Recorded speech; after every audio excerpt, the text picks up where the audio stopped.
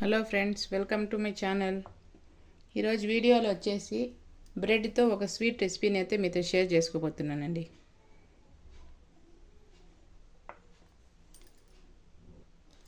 ఇది ఒక dessert recipe అండి.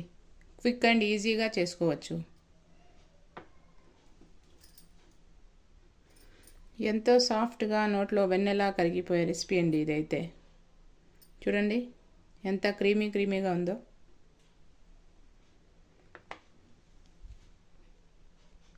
ఇది ఒక ఇండియన్ డెజర్ట్ రెసిపీ అండి.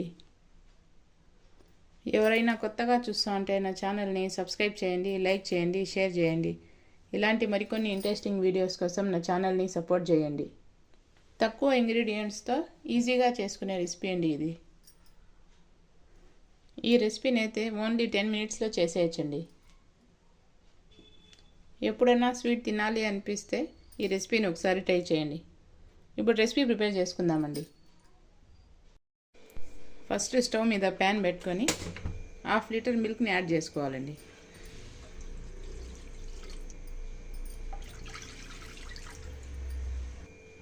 ఒక గిన్నెలో 2 స్పూన్స్ మిల్క్ని యాడ్ చేసుకోవాలండి.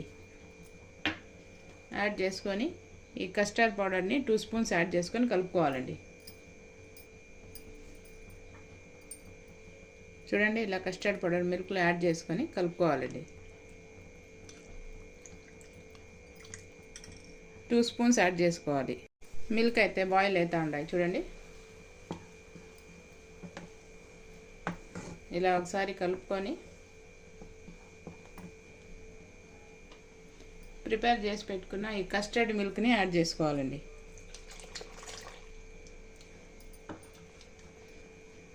బాగా కలుపుకోవాలండి కస్టర్డ్ మిల్క్ని.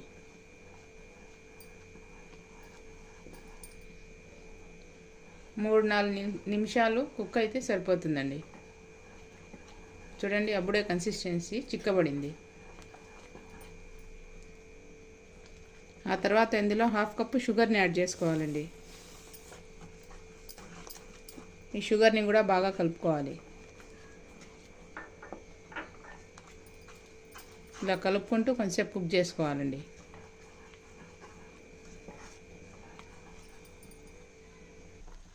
చూడండి, కస్టర్డ్ అయితే రెడీ అయిపోయిందండి. ఇలా కుక్ అయితే సరిపోతుంది. స్టవ్ ఆఫ్ చేసేసి కొంచెంసేపు చల్లారి పెట్టుకుందామండి.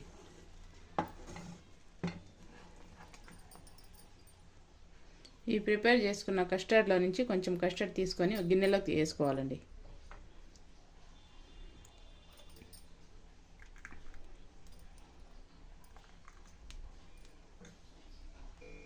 కాజు బాదం అయితే కొన్ని కట్ చేసి తీసుకున్నానండి.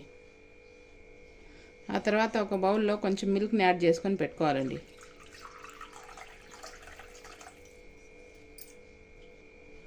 ఆ తర్వాత ఈ కస్టర్డ్లో 1 స్పూన్ షుగర్ని యాడ్ చేసుకోవాలండి.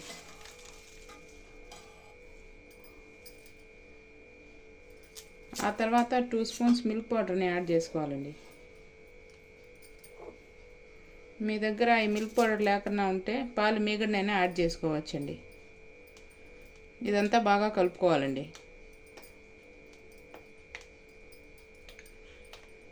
బాగా క్రీమ్ లాగా చేసుకోవాలి.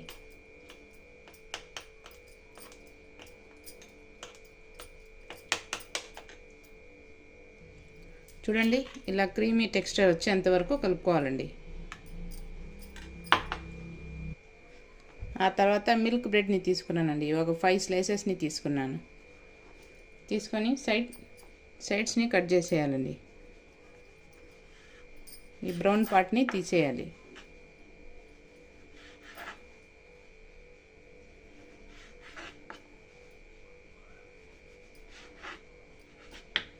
అన్నీ ఇలానే తీసుకోవాలండి.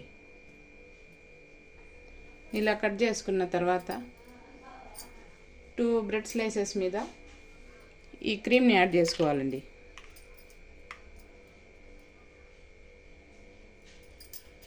ఈవెన్గా అలా స్ప్రెడ్ చేసుకోవాలి.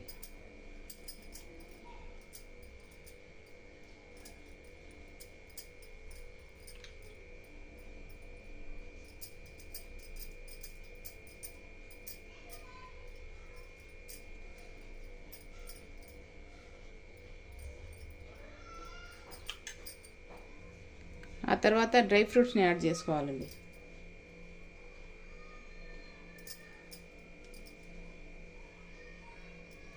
కాజు బాదం అయితే కట్ చేసి పెట్టుకున్నానండి.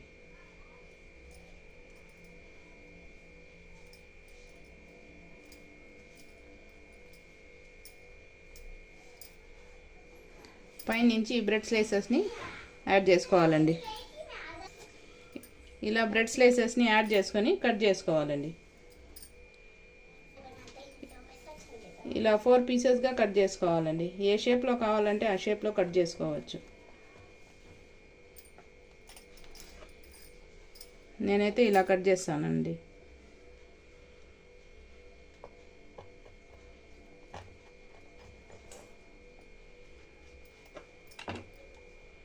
చూడండి, ఇలా కట్ చేసుకోవాలి. ఈ బ్రెడ్ స్లైసెస్ని మిల్క్లో డిప్ చేసి పెట్టుకోవాలండి ప్లేట్లో.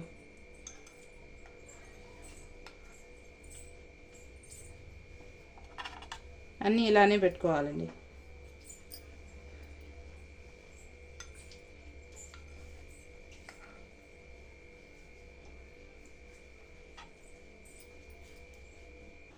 చూడండి, కస్టర్డ్ అయితే కంప్లీట్గా చల్లారిపోయిందండి.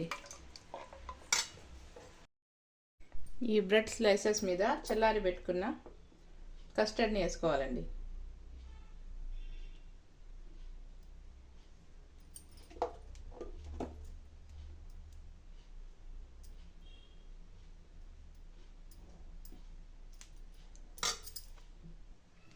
పైన నుంచి కొంచెం డ్రై ఫ్రూట్స్ని యాడ్ చేసుకోవాలండి.